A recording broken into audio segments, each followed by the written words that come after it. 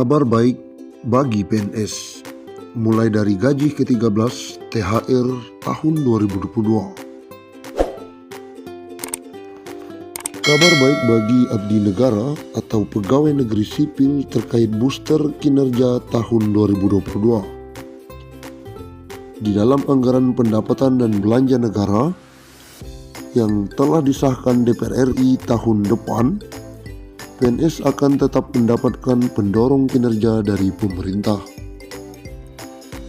Tidak hanya booster kinerja, diatur juga mengenai tunjangan hari raya dan gaji ke-13. Tapi untuk besaran kedua booster tersebut tidak sama seperti sebelum terjadinya pandemi COVID-19. Apalagi saat ini keuangan negara masih tersendat akibat pandemi yang tak kunjung usai.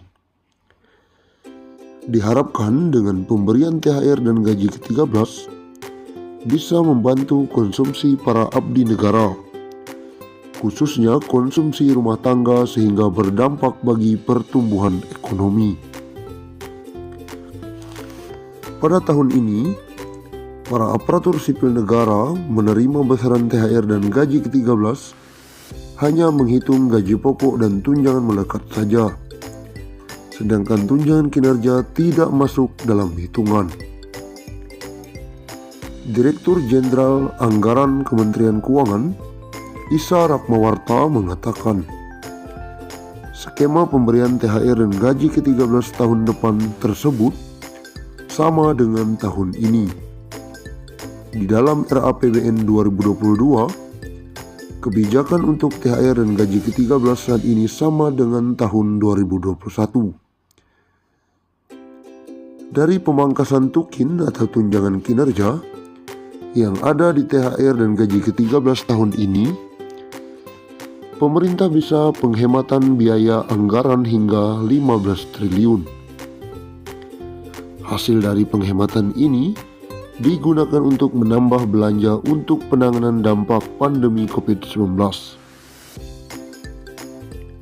Lebih lanjut, dia mengatakan, program-program yang tidak prioritas masih akan tetap ditunda di dalam tahun depan.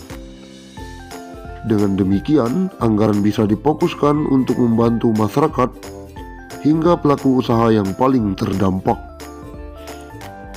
Kita masih harus mengantisipasi masalah kesehatan terkait COVID-19. Selama masih ditetapkan sebagai pandemi, pendanaan kegiatan-kegiatan untuk mengatasinya banyak harus disiapkan negara. Begitu juga kebutuhan pendanaan untuk mengatasi permasalahan sosial ekonomi yang ditimbulkannya. Tegas Isa, mantan Kabiro Asuransi era Bapepam LK ini. Melihat kondisi objektif ini, apakah tahun depan akan ada kebijakan gaji naik? Menjawab pernyataan ini, Menteri Pendayagunaan Aparatur Negara dan Reformasi Birokrasi PAN RB Cahyokumolo menegaskan, dirinya belum bisa berkomentar lebih jauh terkait dengan hal ini. Pasalnya, saat ini kondisi keuangan negara masih berkonsentrasi untuk pembangunan infrastruktur kesehatan. Dan lanjutnya, layanan sosial akibat dampak pandemi COVID-19. Tahun depan, rekening PNS semakin tebal, gaji naik, dan berikut tunjangan. Bagi Anda yang bekerja sebagai pegawai negeri sipil, maka ada kabar gembira. Sebab tahun depan, para aparatur sipil negara ini tetap mendapatkan booster atau insentif pendorong kinerja dari pemerintah. Hal ini tertuang dalam APBN 2022 yang baru, disahkan oleh DPR RI. Beberapa booster diantaranya adalah tunjangan hari raya dan juga gaji ke-13 yang tidak pernah absen diberikan bahkan saat keuangan negara seret akibat pandemi COVID-19. Pemberian THR dan gaji ke-13 diharapkan dapat membantu konsumsi para abdi negara, sehingga berdampak bagi pertumbuhan ekonomi terutama untuk konsumsi rumah tangga. Namun untuk besaran kedua booster tersebut tentu tidak akan sama seperti sebelum terjadi pandemi COVID-19. Apalagi keuangan negara masih tersendat akibat pandemi yang tak kunjung usai. Direktur Jenderal Anggaran Kementerian Keuangan Isa Ratmawarta mengatakan skema pemberian THR dan gaji ke-13 tahun depan tersebut sama dengan tahun ini. Di dalam RAPBN 2022, kebijakan untuk THR dan gaji ke-13-an ini sama dengan tahun 2021. Tahun ini, para abdi negara menerima besaran THR dan gaji ke-13 hanya menghitung gaji pokok dan tunjangan melekat saja. Sedangkan tunjangan kinerja tidak termasuk dalam hitungan.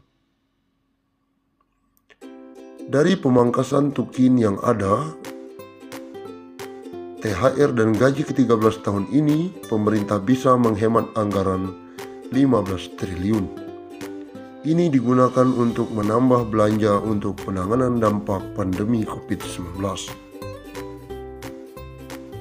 Selanjutnya, bahkan program-program yang tidak prioritas masih akan tetap ditunda di tahun depan, sehingga anggaran bisa difokuskan untuk membantu masyarakat hingga pelaku usaha yang paling terdampak. Kita masih harus mengantisipasi masalah kesehatan terkait COVID-19. Selama masih ditetapkan sebagai pandemi, pendanaan kegiatan-kegiatan untuk mengatasinya banyak harus disiapkan negara. Begitu juga kebutuhan pendanaan yang mengatasi permasalahan sosial ekonomi yang ditimbulkannya. Menteri Pendayagunaan Aparatur Negara dan Reformasi Birokrasi, PAN RB Cahyokumolo menegaskan, dirinya belum bisa berkomentar lebih jauh terkait dengan hal ini.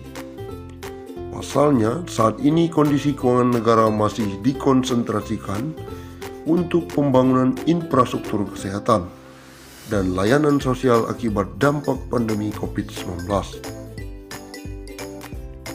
Belum bisa berkomentar karena pandemi COVID-19 masih menjadi skala prioritas negara, ujar Cahyokumolo.